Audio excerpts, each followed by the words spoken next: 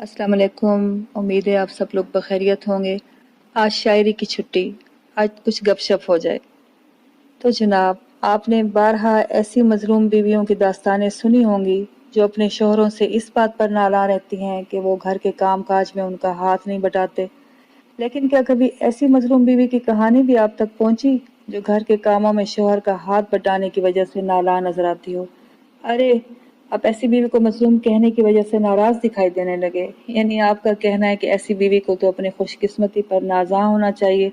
आपकी बात बजा सही, लेकिन पहले इस मजलूम हस्ती की कथा तो सुन लें। हो सकता है आपकी राय बदल जाए। तो आज हम आपको ऐसी ही एक मजलूम बीवी यानी अपनी दास्तान के कुछ हिस्से सुनाते हैं। फिर आप ही फैसला करेंगे कि हमें अपनी किस्मत पर नाज़ा होना चाहिए या नाला। वैसे तो हम शुरू से ही सफाई पसंद वाक़ई हुए हैं, या यूं कह लें कि सफाई की आदत हम में कूट कूट कर भरी हुई हैं।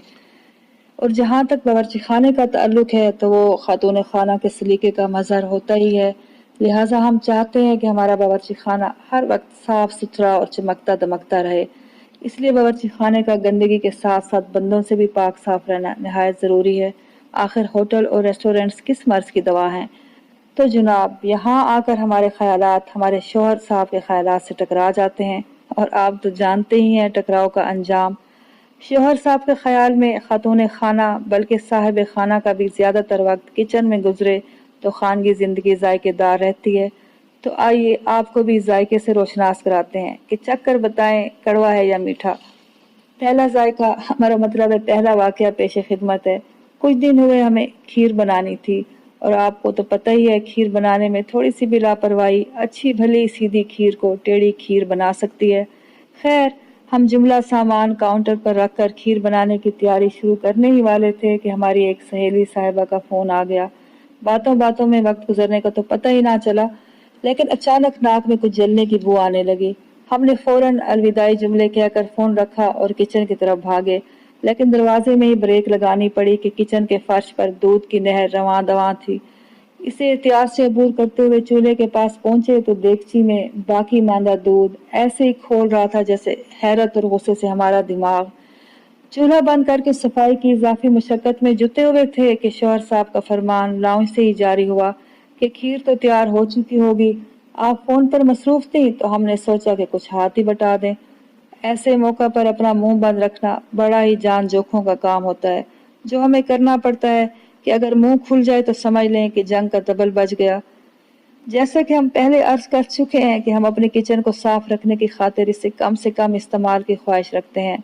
लिहाजा हमें ऐसे खाने पसंद हैं सिर्फ पकाने की हद तक, जिन्हें कम से कम वक्त में पकाया जा सके। मसलन उबला हुआ अंडा, तला हुआ अंडा, और चले जाने दें ऐसे खानों की फहरिस्त फिर कभी सही।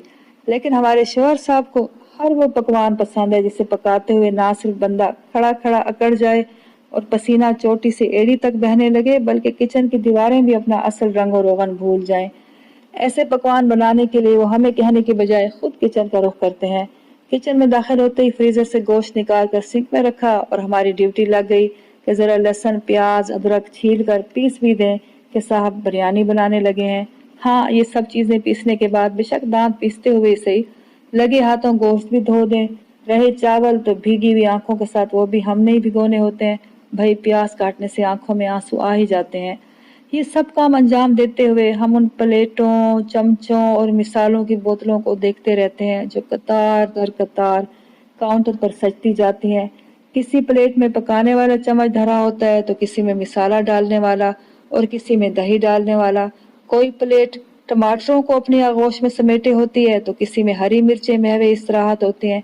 ऐसे में हम अपनी जबान दांतों में ही दबाए रखते हैं कि इसकी जरा सी हरकत हमारी जिंदगी के जायके में हरी तो क्या, सुर्ख और काली मिर्चों की भी बहुतात कर सकती है।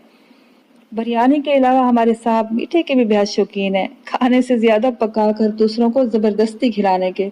और यहाँ भी वो हम पर तकिया करने की बजाय अपनी मदद आपके असूलों पर अमल करते हैं। मीठा अमूमन वो उस वक्त पकाते हैं जब हम दोपहर के खाने के बाद आराम फरमा रहे होते हैं, और अक्सर दोपहर को हमारी नाक किसी न किसी मीठे की खुशबू पाकर हमें जगा देती है, और हम अपने नींद से भारी सर के साथ किचन का रुख करते हैं कि इलाही खैर आज किस डिश की शामत आई। और अपनी शामत तो यकीनी होती है बर्तनों और किचन की सफाई की सूरत में। کچن میں پہنچ کر میٹھے کی باقیات سے اندازہ لگانے کی کوشش کرتے ہیں کہ کیا پکایا گیا۔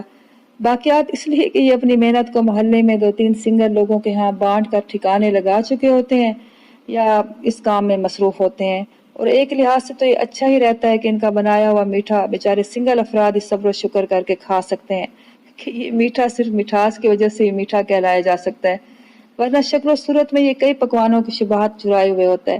مثلاً سیوئیوں کا زردہ اکثر اوقات چاکلیٹ کیک کی شکل دیتا ہے تو چاولوں کا زردہ زرد رنگ کی کھیر سا نظر آتا ہے، اور اگر کبھی کیک کی ریسیپی پر ہاتھ صاف کر لیں تو کیک تو بن جاتا ہے، لیکن کبھی آئل ڈالنا بھول جاتے ہیں تو کبھی انڈے، اور یوں کیک کھانے کے ساتھ ساتھ سر پھوڑنے کے لیے بھی دستیاب ہوتا ہے، جسے ہمیں شام میں گرم چائے میں ڈبو کر نوش جاں کرنا پڑتا ہے۔